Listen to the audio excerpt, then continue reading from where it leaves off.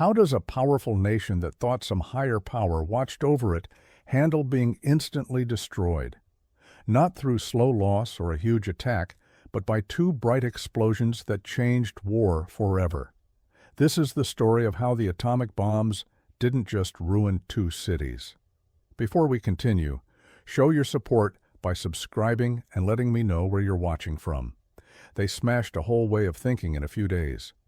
For the Japanese soldiers and people who lived through August 1945, the change from being completely sure they would win to total surrender happened so quickly that many simply couldn't take it in.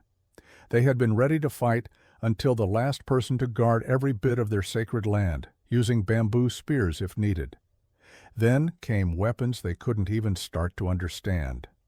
What took place in those 72 hours between Hiroshima and the Emperor's announcement of surrender wasn't just a military loss. It was the collapse of everything the Japanese people had been told about their place in the world, the holy nature of their emperor, and their nation's certain victory. The atomic bombs didn't just stop the war, they ended an entire way of seeing the world. To grasp the huge shock, you must first understand what the Japanese felt in August 1945. Even after losing fight after fight across the Pacific, even with firebombing that had ruined 64 Japanese cities, even with widespread hunger across the home islands, most Japanese still believed winning was possible. Not through better guns or strategies, but through Yamato Damashi, the special Japanese spirit that could conquer any physical disadvantage. This was not just government talk. It was a belief system built over many years, strengthened by the kamikaze, divine winds, that had saved Japan from the Mongol invasion, by the surprising win over Russia in 1905, and by the fast takeover of much of Asia. Japanese soldiers and ordinary people alike believed that their stronger spirit, their willingness to die for the emperor, and their special place as descendants of the sun goddess Amaterasu would finally win over American material wealth. School kids practiced daily with bamboo spears, learning to stab at the important spots on American soldiers. Women trained to fight with long-handled naginata weapons and sharp tools. Old men prepared to become human bombs, strapping explosives to their bodies. The whole population of 100 million was ready to die as one. They believed this final sacrifice would somehow bring victory or at least stop the holy homeland from being disgraced. The military had detailed plans for this last battle.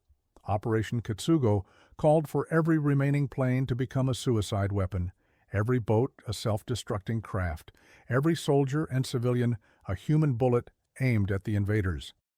They had hidden thousands of planes in caves and covered bunkers. They had stockpiled ceramic hand grenades and bamboo spears. They had planned to turn the invasion beaches into giant killing fields where American blood would surely flow so much that the enemy would lose heart and agree to talks. Think about Lieutenant Colonel Masao Inaba, an officer at the War Ministry in Tokyo. On the morning of August 6, 1945, he was checking the plans for Operation Kitsugo, the massive defense of the homeland that would throw 28 million citizens and every remaining soldier against the American invaders. The plans required turning beaches into killing zones, cities into strongholds, and, if necessary, the entire population into a 100 million-person suicide team. Inaba believed, as did most military chiefs, that Japanese spiritual strength would defeat American material advantage. The morning of August 6th started like any other wartime day in Tokyo. At the War Ministry, officers continued making their defense plans better. They guessed that the Americans had lost their will to take heavy losses after Okinawa, where suicide attacks and fierce ground defense had killed 12,000 Americans. If they could cause 10 times those losses during the invasion, surely America would negotiate rather than continue the slaughter. These were not crazy dreams, but careful calculations. The Japanese had correctly identified the American landing beaches on Kyushu. They had placed their forces properly. They knew the Americans planned to invade in November. They had months to get ready. Every detail was thought through, from placing underwater obstacles to timing suicide attacks. The plans even included using schoolgirls as human mines, their bodies wrapped with explosives to throw themselves under American tanks. In this mood of grim resolve, the first reports from Hiroshima seemed unbelievable. Around 10:30 that morning, confused messages started reaching the ministry. Contact with Hiroshima had stopped after news of a massive blast. A single enemy plane had been seen. Then, silence. The reports made no sense in terms of fighting strategy. How could one plane cause such damage? Lieutenant Colonel Inaba and his co-workers gathered around the radio trying to figure out the scattered reports. Some witnesses described a bright flash that turned the sky white. Others spoke of a huge mushroom-shaped cloud rising miles high. Still, others reported that the entire center of Hiroshima had simply vanished. These stories seemed wild, impossible. Maybe it was a new kind of firebomb, they thought. Or maybe many bombs dropped at the same time to look like one massive explosion. That afternoon, unclear news began arriving from Hiroshima. A single bomb had destroyed the entire city center. Communications were down. The reports made no sense. Inaba and his colleagues assumed it was enemy talk, or at worst a large regular attack being exaggerated. No single bomb could destroy a city. Their own scientists had told them atomic weapons, while theoretically possible, would take years to develop and huge resources to produce. The Japanese military wasn't totally unaware of atomic weapons. They had their own nuclear research programs, supported by both the Army and Navy. The Army's NEGO project and the Navy's FGO project had been working since 1943 to create an atomic bomb.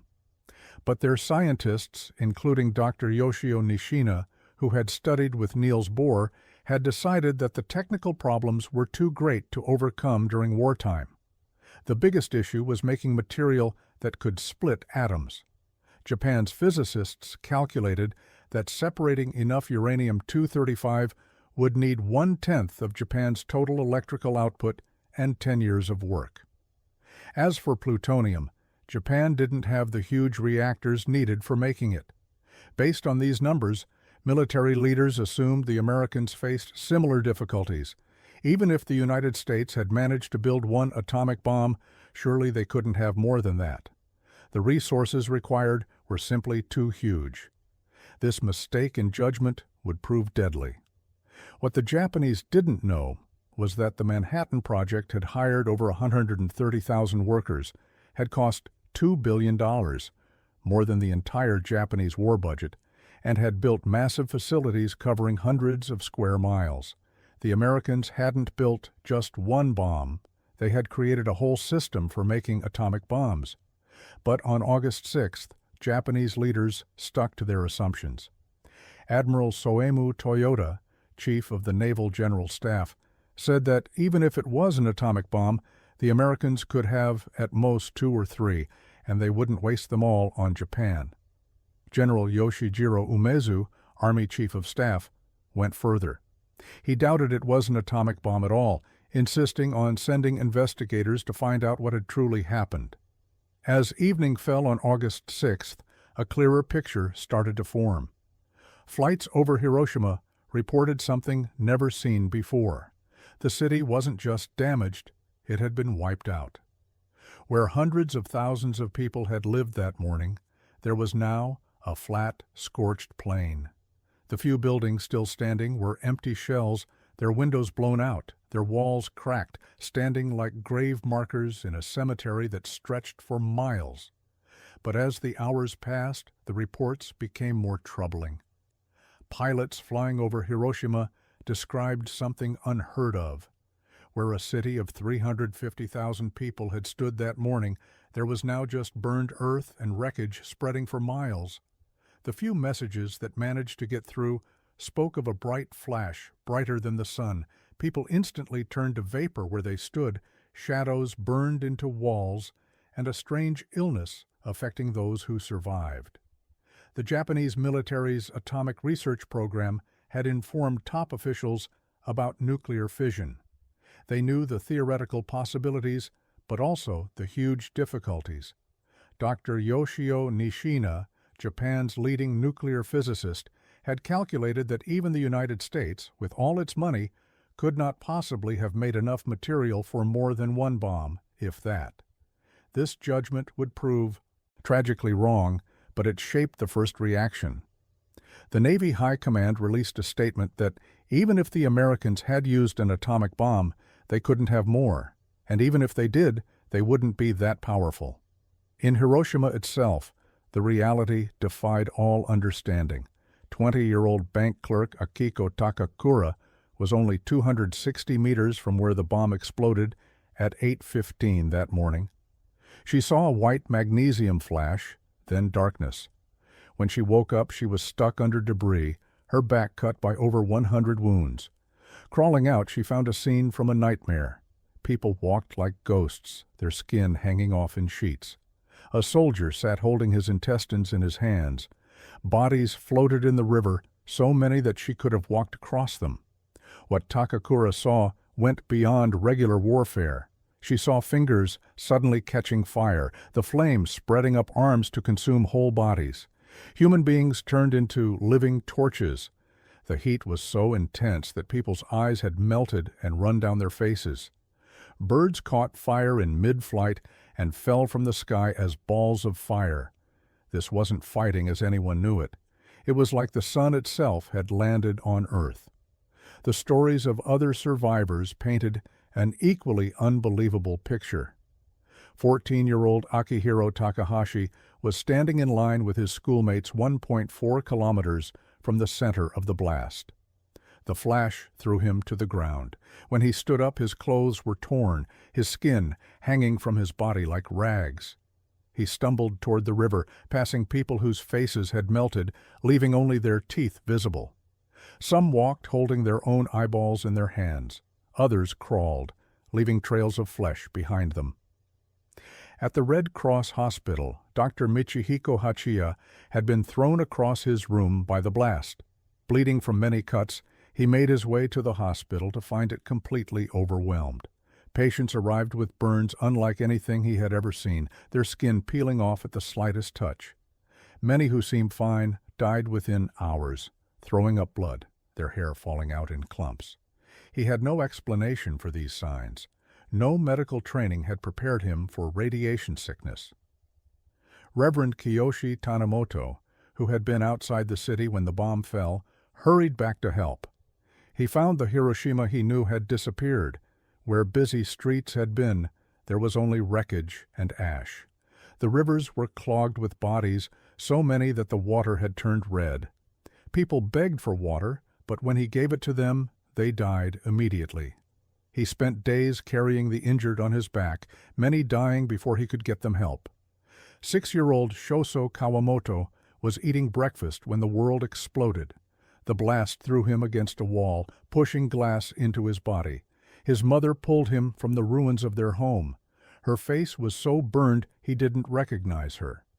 Together they stumbled through a city that no longer existed.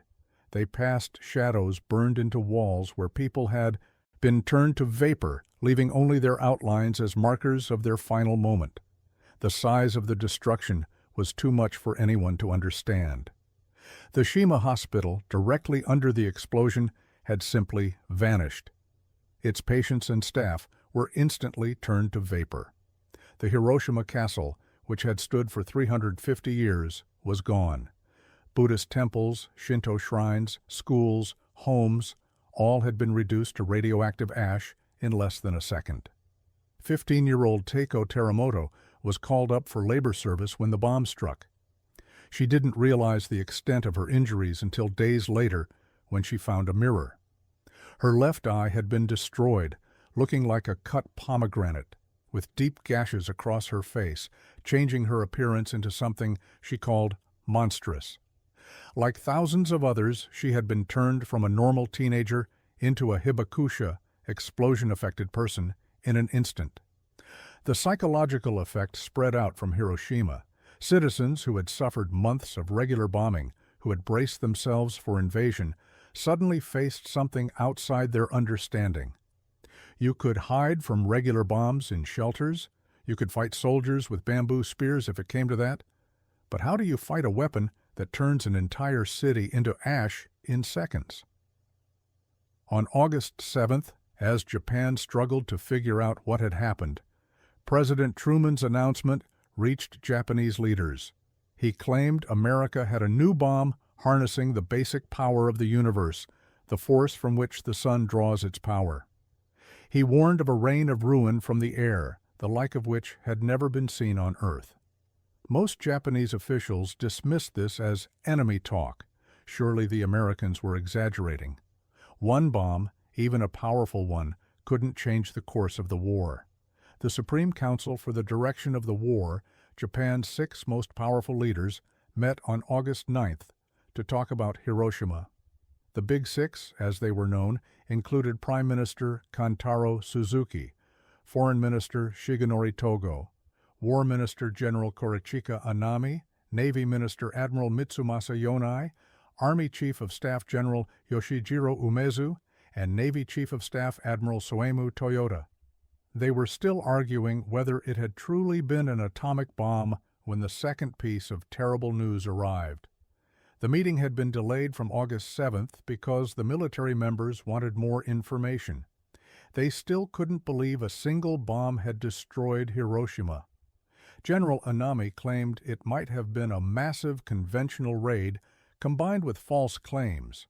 Admiral Toyota suggested it was a special kind of sea mine, or perhaps several bombs dropped to look like one explosion. They grabbed at any explanation except the truth, that America had achieved what Japan's own scientists said was impossible. Foreign Minister Togo tried to bring reality into the discussion. He had received reports from Swiss and Swedish diplomats confirming the destruction. President Truman's statement had been clear. America had atomic bombs and would keep dropping them until Japan surrendered. But even Togo couldn't fully grasp what this meant. No one could. The very idea of a weapon that could wipe out an entire city in seconds was beyond human experience. The debate was still fierce when the first disaster of August 9th struck. At 1 minute past midnight that same day, Soviet forces had launched a huge invasion of Manchuria. The Soviets, who Japan had desperately hoped would help find a negotiated peace, had instead joined their enemies. Over 1 million Soviet soldiers were pouring across the border, smashing through the Kwantung Army that Japan had once considered unbeatable. The neutral party Japan had counted on for saving them had become another enemy seeking their destruction. This Soviet betrayal shattered one of Japan's last hopes. For months, Japanese diplomats had been secretly trying to talk to the Soviets, offering land to mediate a peace with the Americans. The Japanese ambassador in Moscow had been told to offer the Soviets anything they wanted, Sakhalin, the Kurils, even Manchuria itself, if they would just help arrange peace. Unknown to the Japanese, the Soviets had been planning this invasion since the Yalta Conference in February and had been lying to Japanese diplomats while secretly moving massive forces to the Manchurian border. The Soviet invasion was a masterpiece of military trickery and overwhelming force. In less than a week, they would destroy the Kwantung Army, Japan's largest and once most skilled force. The same army that had conquered Manchuria and terrified China was being swept aside like toy soldiers. Tank units drove hundreds of miles deep, paratroopers seized key cities, and the entire Japanese position in mainland Asia collapsed overnight. The meeting was still going on when, at 11:02 in the morning, news arrived that smashed their remaining beliefs. Nagasaki had just been hit by a second atomic bomb. Another city of 263,000 people had been wiped out. The Americans hadn't just had one miracle weapon, they had an arsenal. Everything the Japanese military had figured out about American abilities was wrong. The second bomb destroyed more than Nagasaki. It destroyed the last argument of the military hardliners. They had insisted the Americans couldn't have more than one atomic bomb. Now they had two. How many more did they have? 3, 10, 100? The Japanese had no way of knowing that America had no more bombs ready, that the third wouldn't be available until August 19th. All they knew was that cities could now vanish daily until nothing remained of Japan but radioactive ash. In Nagasaki, the ruin repeated Hiroshima's horror with some differences. The bomb had exploded over the Urakami Valley, the center of Japanese Christianity. The massive Urakami Cathedral, the largest Christian church in East Asia, was turned to rubble. Of the 12,000 Catholics in the valley, 8,000 died. Instantly, the city's medical structure, including most doctors and nurses, ceased to exist in a flash. The bomb had actually missed its intended target. Kokura had been the main objective, but smoke and clouds had covered the city. The B-29 Boxcar, running low on fuel, had turned to Nagasaki. Even there, clouds covered the city, and Bombardier Kermit Behan had only seconds to spot a target through a brief break in the clouds. The bomb exploded over the Mitsubishi Armaments factory, but hills partly protected other parts of the city, limiting the ruin compared to Hiroshima. Still, 40,000 died instantly, with tens of thousands more dying in the following months. Among the victims was a man who would become known as the unluckiest person in history. Tsutomu Yamaguchi, a 29-year-old engineer, had been in Hiroshima on business when the first bomb fell. Despite bad burns and burst eardrums, he had managed to return home to Nagasaki. On August 9th, he was describing the Hiroshima bombing to his supervisor, who accused him of being crazy for claiming one bomb had destroyed an entire city. At that moment, the second atomic bomb went off 3 kilometers away. Yamaguchi survived again, the only person officially known to have survived both atomic bombings. Yamaguchi's experience showed the unbelievable nature of atomic warfare. He had seen Hiroshima vanish, had his body burned by radiation, had witnessed hell itself. Yet when he tried to explain it, even his own supervisor couldn't believe him. The human mind simply couldn't accept that such destruction was possible. Then, in the middle of his explanation, it happened again. Reality had become more terrifying than any nightmare. In the Mitsubishi torpedo factory, hundreds of workers were turned to vapor at their stations. At the Nagasaki Medical College, students and professors died instantly in their classrooms. The Chinsei Middle School lost 500 students in a second. Unlike Hiroshima, where many were caught completely by surprise, Nagasaki had received an air raid warning, but it had been canceled. People had left their shelters, returned to work, resumed their daily lives. Then the sky exploded. For ordinary Japanese people, the psychological shock was total. In the countryside, farmer's wife Tomiko Higa heard the emperor's surrender speech 6 days later. Until that moment, she had believed Japan was winning. The government had told them victory was certain, that American forces were being crushed, that divine winds would protect Japan as they had against the Mongols centuries before. The atomic bombs revealed all of it as lies. The military response split between refusal to believe and the will to fight on. Vice Admiral Takejiro Onishi, founder of the Kamikaze Corps, argued that Japan would never be beaten if they were ready to sacrifice 20 million lives in special attacks. He believed the Americans couldn't have many more atomic bombs and that Japanese spirit could still win. General Anami insisted. The military could still cause so many losses on an American invasion that they could negotiate better terms. But Emperor Hirohito had reached a different conclusion. Meeting with Foreign Minister Togo on the afternoon of August 8th, before the Nagasaki bombing, he had already decided the war must end. The atomic bomb had given him the tool he needed, a way to surrender without losing face. Japan couldn't be expected to fight weapons that harnessed the basic forces of the universe.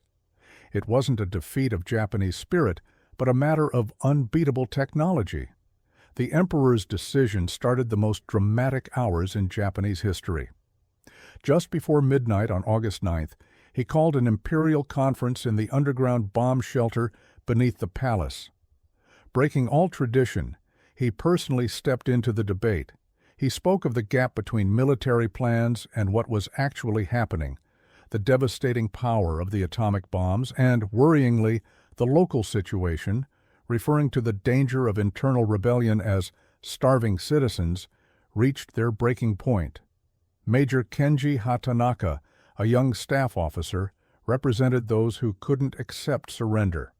On the night of August 14th, he led a coup attempt with a group of officers to stop the emperor's surrender broadcast.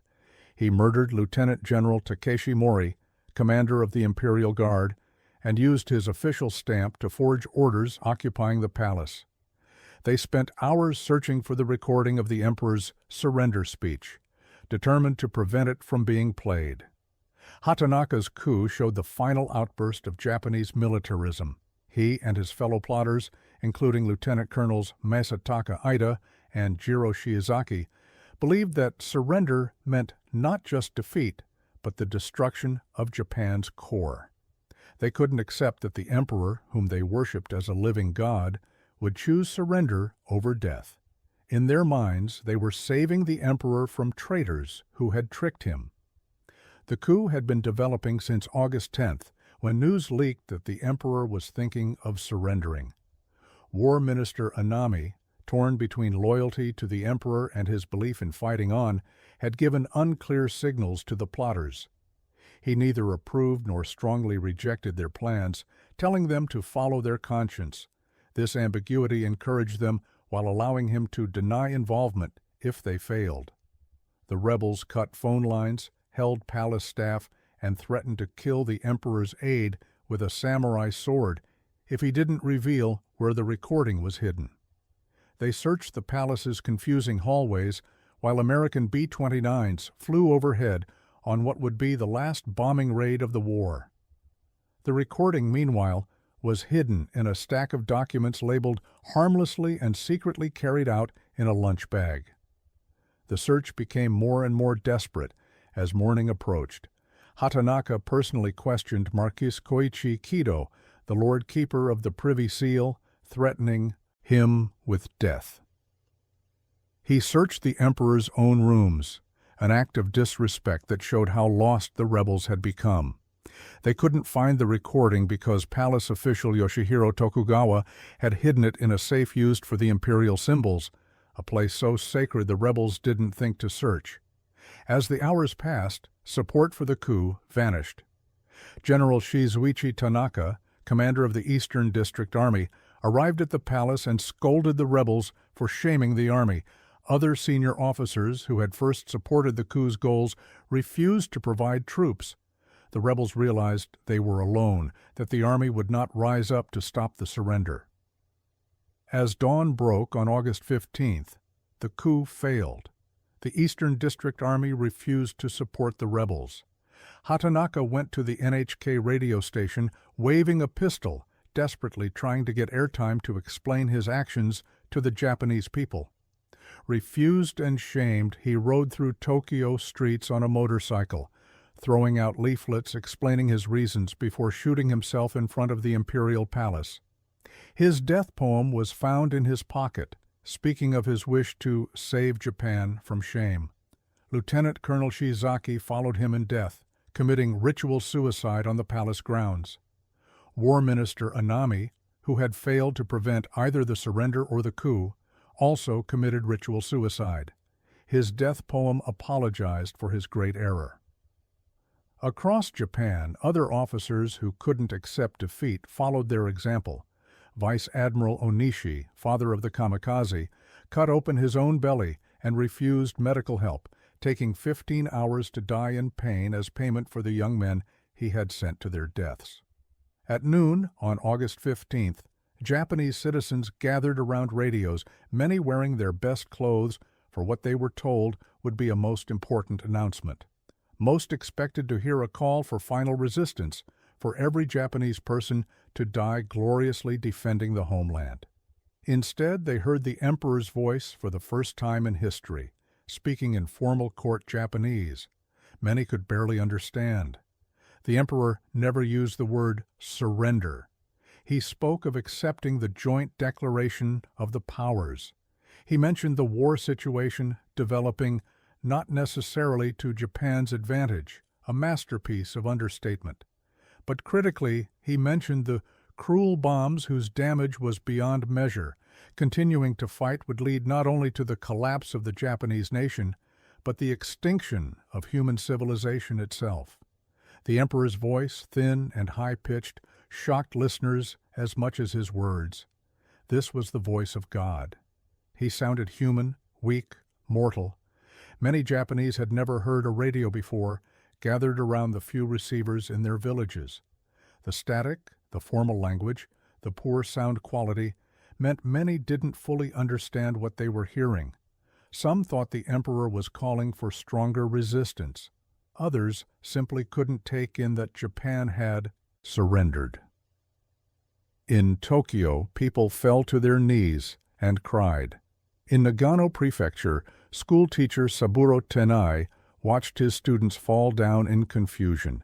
They had been training with bamboo spears that very morning, preparing to kill Americans on the beaches. Now they were being told to bear the unbearable and endure the unendurable. Some felt relief that they would live. Others felt shame that they wouldn't die gloriously. Many felt nothing, their minds unable to process such a complete change of everything they believed. 16-year-old Yuko Kasai had been working in a weapons factory, making bullets for the final battle. When the emperor's broadcast ended, the factory manager spoke to the workers. He told them Japan had developed its own atomic bomb and would now destroy America. It took days for the truth to sink in, that Japan had not only lost, but surrendered completely. The manager had lied because he couldn't accept the truth himself. Across Japan, reactions varied wildly. In some military units, officers smashed radios and insisted the broadcast was American enemy talk. At Atsugi Airfield, kamikaze pilots threatened to continue attacking the American fleet until forcibly stopped. In contrast, many citizens felt secret relief. The mother who had been preparing to kill her children rather than let them be captured by Americans put down the knife. The father who had been teaching his son to stab an American soldier with a bamboo spear told him they would live. The confusion was made worse because most Japanese had no idea how badly the war had been going. Government control had hidden the truth about the terrible losses across the Pacific.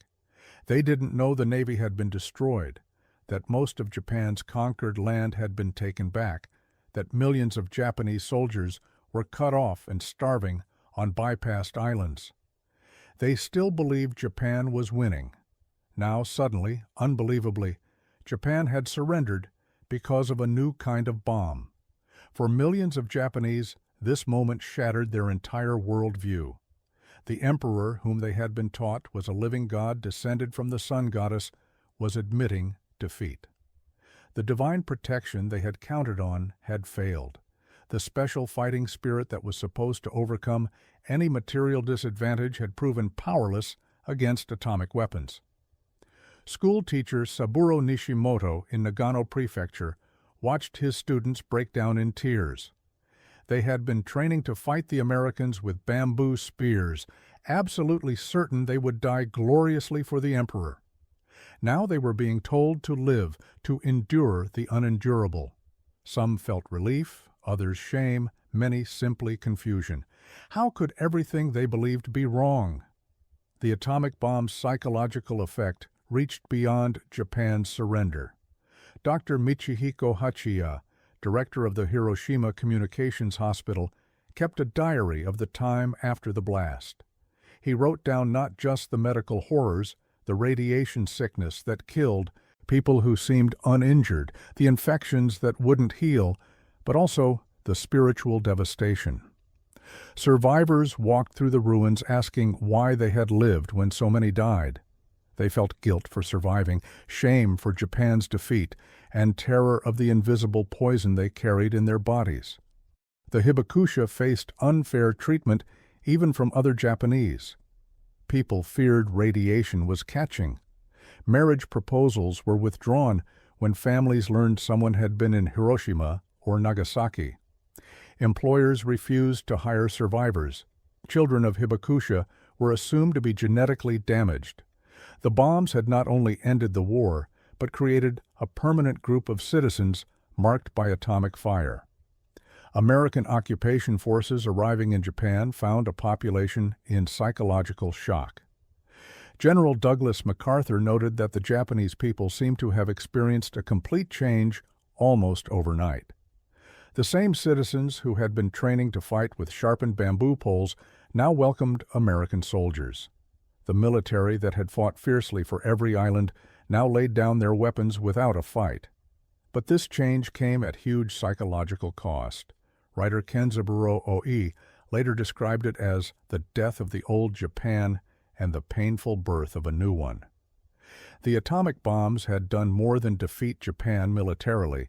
They had proven an entire belief system wrong, shown that spiritual strength meant nothing against scientific power, and proved that the emperor was just a man whose voice could barely be heard over a radio. The speed of Japan's psychological change was unheard of. In less than 2 weeks, the nation went from getting every citizen ready to die in a final battle to complete acceptance of being occupied. The atomic bombs had achieved something military invasion might never have accomplished: the instant shattering of Japanese military thinking. Lieutenant Colonel Masao Inaba, who had been planning the homeland's defense on August 6th, found himself on August 15th, listening to the emperor call for surrender. In his diary, he wrote that it felt like the world had turned upside down. Everything he had believed, everything he had told his soldiers, had been proven false by 2 bombs. The Americans hadn't needed to invade. They could destroy Japan from the air, city by city, without losing a single soldier. This was the unique horror of atomic weapons that hit the Japanese so powerfully. Regular bombing, no matter how bad, was still understandable as warfare. Soldiers dropped bombs. Other soldiers shot back. Citizens took shelter. But atomic bombs removed even the pretense of fighting. They were not weapons of war, but tools of total destruction. There was no defense, no counterattack, no honorable death in battle, just instant obliteration, or slow death from radiation. The Japanese military's reaction split between those who accepted the new reality and those who couldn't. Admiral Toyota and General Umezu had argued even after Nagasaki that Japan should keep fighting. They believed the Americans had used up their atomic weapons and that regular defense could still cause a terrible price. They were wrong about the arsenal, though right, that the Americans had no more bombs immediately ready. A third would have been available by August 19th. For the scientists who had worked on Japan's own atomic program, the bombs brought a different kind of shock. Dr. Nishina flew to Hiroshima to investigate and confirmed it had indeed been an atomic bomb. His calculations about American abilities had been tragically wrong. The Americans had not only built atomic bombs, but had enough confidence in their supply to use 2 within 3 days. Japan's entire strategic assessment had been based on wrong information. The psychological effect reached even Japanese forces overseas who hadn't experienced the bombs directly. In Manchuria, soldiers who had been preparing to fight to the death against the Soviets suddenly received orders to surrender. Many couldn't believe it. Some units initially refused, certain the orders were American enemy talk. It took personal representatives from the emperor to convince overseas commanders that surrender was real. The atomic bombs also destroyed Japanese assumptions about American mindset. They had believed Americans were too soft, too focused on comfort to match Japanese warrior spirit. The harshness of atomic bombing proved otherwise. The Americans had been willing to turn entire cities of citizens to vapor. This wasn't the behavior of a soft enemy, but of one capable of unlimited destruction. Japanese citizens experienced a kind of shared break from reality. Everything they had been told by their government for years had been proven false in days. They had been told Japan was winning while cities burned. They had been told 100 million would die together while leaders arranged surrender. They had been told the emperor was divine while he admitted defeat on the radio. The truth about atomic weapons merged with other shocks. Returning soldiers told of American material abundance they had been ordered to keep secret. Prisoners of war came back describing American camps where they ate better than Japanese civilians. The atomic bombs became part of a bigger story of lies and defeat. For the Hibakusha, the psychological trauma was unique and lasting. Unlike other war survivors who could at least understand what had happened to them, atomic bomb survivors faced something unheard of. They suffered from what doctors would later call atomic bomb neurosis, a mix of survivor guilt, health worry, and social shame that lasted for decades. Children who survived carried particular psychological scars. 8-year-old Sadako Sasaki seemed healthy after the Hiroshima bombing, but developed leukemia 9 years later. Her attempt to fold 1,000 paper cranes before dying became a symbol of the bomb's long reach. Children who lost entire families became atomic orphans, growing up with a special hatred for the adults who had led Japan to war. The Japanese government's response to the psychological crisis was to hide it. During the occupation, American controllers prohibited detailed reporting about the bomb's effects. Japanese officials, once the country was independent again, preferred to focus on rebuilding rather than dwelling on atomic trauma. The Hibakusha's stories were pushed aside, their suffering treated as an embarrassment to Japan's economic success. This forced silence created its own psychological damage. Survivors couldn't properly process their trauma. The Japanese public couldn't fully understand what had happened. It wasn't until decades later that the full psychological effect of the atomic bombs began to be acknowledged and studied. Yet, from this psychological ruin came an unexpected change. Japan's total defeat and the shock of atomic weapons created space for huge change. The same population that had been preparing for suicidal resistance embraced peace. The military that had controlled Japanese society for years was disbanded. The emperor became a symbolic leader, visiting factories and schools. Psychologist Robert Lifton, studying Hibakusha decades later, found that many had turned their trauma into a mission for peace. They became living witnesses to atomic horror, traveling the world to speak about what nuclear weapons truly meant. Their psychological wounds became a warning to humanity. The atomic bomb's psychological effect spread beyond Japan. For the first time in history, humans had the power to destroy civilization. The Japanese experience became a global trauma, a preview of what nuclear war meant. The images of Hiroshima and Nagasaki, the stories of survivors, the shadows burned into walls, entered humanity's shared nightmare. The speed of the change was what made it so psychologically devastating. Other nations had suffered defeat in World War II. France had fallen in 6 weeks, but that was still a conventional military campaign with battles, retreats, and talks. The atomic bomb squeezed total defeat into milliseconds. There was no process of coming to terms with loss, no slow realization of defeat. One moment, Japan was preparing for the final battle. The next moment, 2 cities had disappeared, and the emperor was surrendering. For the scientists who had worked on Japan's atomic programs, the shock was especially sharp. Dr. Nishina flew to Hiroshima on August 8th to investigate. Using simple detection gear, he confirmed the presence of radioactivity. His measurements proved it had indeed been an atomic bomb. The implications crushed him. Everything he had calculated about the difficulty of making material that splits atoms was wrong. The Americans hadn't just built 1 or 2 bombs, they had mastered mass production of atomic weapons. Lieutenant Commander Haruki Imai of the Imperial Navy's atomic program felt a different kind of shock. He had assured naval leaders that atomic bombs were possible in theory, but impossible in wartime practice. Now he had to explain how the Americans had achieved the impossible. The truth was that Japan's entire scientific and industrial base had been insufficient. They lacked the electrical power, the factory capacity, the raw materials, and most importantly, the organizational ability to manage such a huge project. Japanese culture processed the atomic trauma through art, literature, and film. Godzilla, emerging from the sea as a radioactive monster, represented atomic anxiety. Comics, manga, and cartoons, anime, explored themes of total destruction and rebirth. The bombs became a break in Japanese history, dividing everything into before and after. The psychological shock also shaped Japan's post-war identity.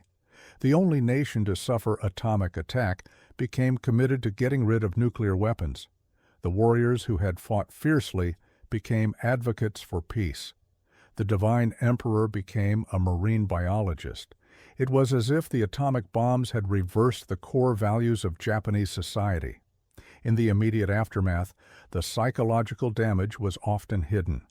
Japanese culture focused on quietly enduring the seemingly unbearable with patience and dignity. Survivors didn't talk about their trauma. They went back to ruined cities and began rebuilding. They buried their dead and went back to work. But beneath this calm surface, the psychological wounds festered. Children who survived carried unique psychological scars. They had been taught that the emperor was God, that Japan was unbeatable, that they would die gloriously for the nation. Then they watched their classmates turn to vapor, their teachers melt, their parents disappear in atomic fire. The trauma of seeing such unbelievable destruction at a young age left permanent marks on their minds. Children who lost entire families became atomic orphans, growing up with a special hatred for the adults who had led Japan to war. Many survivors experienced what doctors would later call atomic bomb neurosis. They suffered from guilt, wondering why they lived when so many died. They experienced constant worry about their health, interpreting every minor issue as the start of radiation sickness. They faced discrimination from other Japanese who feared radiation was contagious, who wouldn't marry them or hire them. The bombs had marked them as different, damaged, dangerous. Japanese culture processed the atomic trauma through art, literature, and film. Godzilla, emerging from the sea as a radioactive monster, embodied atomic anxiety. Manga and anime explored themes of apocalyptic destruction and rebirth.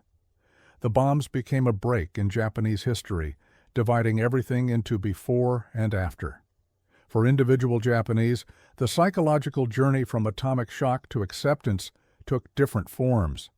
Some found meaning in rebuilding, others remained permanently traumatized. Many simply tried to forget, to focus on the future rather than the unbelievable past. But all carried the knowledge that everything they had believed could be wrong, that certainties could be turned to vapor as quickly as cities. The atomic bombs didn't just shock Japan into surrender, they shocked an entire culture into questioning its basic beliefs. The psychological effects spread through generations, shaping how Japanese thought about war, technology, progress, and life and death. The instant change from fierce resistance to complete surrender wasn't just military realism. It was a shared psychological break from one reality to another. This is perhaps the atomic bomb's most lasting impact on Japan, not the physical ruin, which was rebuilt, not even the radiation deaths, which eventually stopped, but the psychological shattering of certainty. In 72 hours, the Japanese learned that their leaders could be wrong. Their god emperor was a man who could die, their spirit couldn't defeat science, and their nation could be erased. It was knowledge that once gained could never be forgotten. The Japanese phrase shikata ga nai, meaning "it cannot be helped," became the common expression of accepting the atomic age. But beneath this resignation lay deeper feelings, The shock of the atomic bombs had taught Japan that the unthinkable was possible, that tomorrow could bring weapons beyond imagination, that no belief system could stand against the basic forces of the universe. Modern Japan carries this psychological legacy: the economic success, the commitment to peace, the complex relationship with nuclear power, all stem partly from those 72 hours in August 1945 when atomic fire revealed the limits of human certainty and the terrible potential of human knowledge. For the survivors who still tell their stories, the psychological impact remains immediate. They don't speak of strategy or politics, but of the moment when the world changed, when a flash brighter than the sun taught them that everything they knew was wrong, and that humanity had crossed a line from which there was no return. The atomic bombs ended World War II, but their psychological explosion continues to echo. They didn't just shock Japan into surrender. They shocked humanity into the atomic age, where the power to create and destroy had reached godly proportions wielded by human hands. The Japanese were simply the first to live through this new reality, changed from warriors to witnesses in the time it took uranium atoms to split